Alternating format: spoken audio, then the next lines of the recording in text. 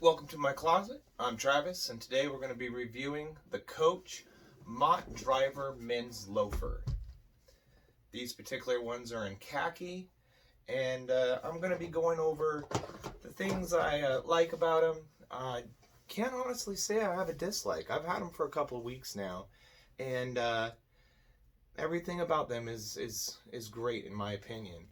Now, first of all, I was wearing a JCP brand loafer prior to this, and it looks very stylish, and I did get some compliments. However, they were very uncomfortable if you were going to be doing any sort of walking. And the day that I purchased these, I was wearing those, and just instant relief throughout my whole body was felt as soon as I put these on. The cushion and the support is there. Now, I like these because some loafers have too much dangly or shiny stuff on them, and these are not too loud. Yes, there is the classic Coach pattern that I love, so I made sure I got that, but it doesn't have the frills that some men's loafers have. Now, there is Coach written in a I don't know what to call that. It's not really a silver, but you can tell me in the comments. Well, it also has this heel step back here. I think Coach realizes that even though you're supposed to use a shoehorn to put on and off your loafers, at the end of a long day, a lot of us just like to kick our shoes off. And this is designed to be reinforced and take a lot of beating with you stepping on it and pushing it off your foot. This is the bottom tread. It doesn't have the classic Coach written in it, but I don't think I'm going to be walking through sand or mud to leave an imprint of Coach behind me. It's a really good shoe. That's what I'm trying to get at. Now, this is the khaki, and they also sell it in the black on black. And the black and black I got after the khaki because I realized it wasn't matching all of my attires. They're a great shoe, but for instance, and nowadays shoes are a lot like dress socks. You can get away with some pretty funky colors or mismatched design, but I just liked these so much that when I was afforded the opportunity, I got them in what's called black on black. Now, the black on black is the exact same shoe, so I'm not going to go over everything, but I'll give you an idea of what they look like. I have yet to have any problems, and the one day I thought I was having a problem with the khaki, I was actually on my way to buy these, and I kept hearing a squeaky sound as I walked. Well, I was going to exchange my khakis until while I was at the store, I took them off, walked around, and still heard a squeaking sound. It turned out it was my shirt stays. So since then, I've changed from a shirt stay that's used in the Marine Corps. It attaches to the side of your shirt on either side of your leg and goes all the way down to your sock, to a one that wraps around your upper thigh, and it has more secure tabs to your shirt, front, side, and back. And I haven't had any squeaky problems since then.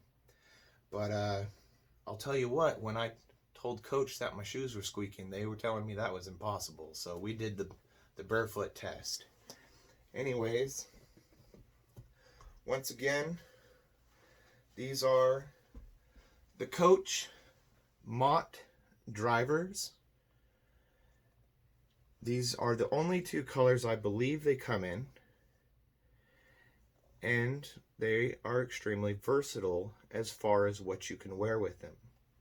Now, the one thing I forgot to go over is I purchased mine a half size larger than I should. I mentioned earlier that you should be putting them on with a shoehorn, but I wanted something a little bit more casual. I wanted something I could slip on and off. I don't like to wear shoes in the house. I have some dress shoes that are nice and snug for when I'm wearing a full suit, but with this shoe in particular, I kind of wanted almost like a city runner. That's a brand of tennis shoe that Coach sells. And I was walking around quite a bit, being a little bit more active, and I didn't want your atypical loafer.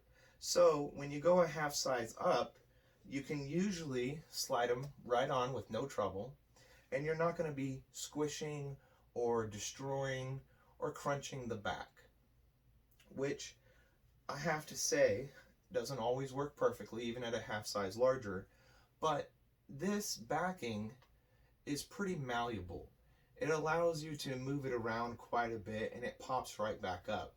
It's not like in a running shoe where you'll find that it has a hard piece of plastic back around this spot here. Usually the plastic's here.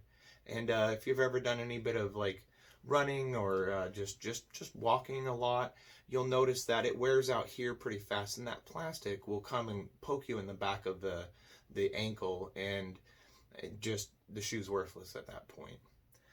So I do not recommend putting on a loafer without a shoehorn. However, one size or half a size up, and you've now got a versatile house shoe slash elegant loafer that you can easily just slip on and go to where you need to go. By the way, my channel is really new. I'm still figuring out how to look at the camera and not myself. And if you could drop a like or even a subscribe, I'll be doing a lot more videos on some other products I have. I think coming up next, I'm going to be wanting to review my new Michael Kors shoes. Those are extremely beautiful and just a great shoe to have. I also want to address in my other video, I don't know if you've seen it, it was the unboxing of my shoulder bag back there.